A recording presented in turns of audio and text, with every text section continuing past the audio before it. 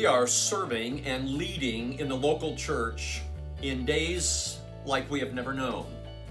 In these recent months, we have been sheltering in place and ministering to people as elders who are going through great loss.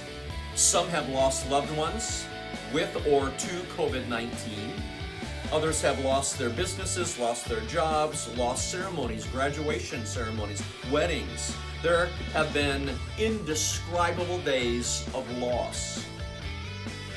In New York City, not far from Long Island, there is another island. It's called Hart Island, H-A-R-T, Hart Island. Nobody lives there, but many people are there on a daily basis burying the dead.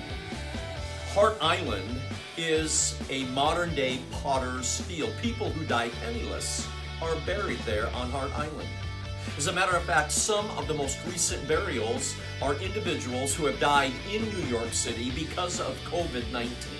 They're being buried in mass graves, being buried by people wearing hazmat suits.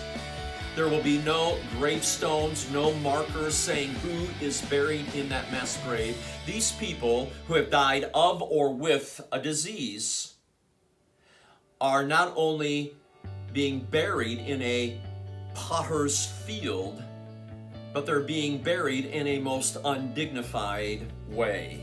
Forgotten people. Yet also in Potter's Field, Hart Island, there is a cross.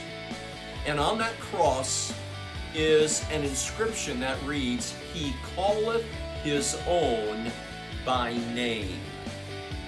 Even though hundreds of thousands of people have been buried on Hart Island without grave markers, people who have been made in the image of God, and that would be all of us, are known by God. Every person who breathes the breath of life, every person who has ever been conceived has full identity in the sight of their Creator. He knows all of us by name. Therefore, we all have dignity and worth. At this time, there is a massive outcry across our country. One city after another has evidence of people protesting the value of human life.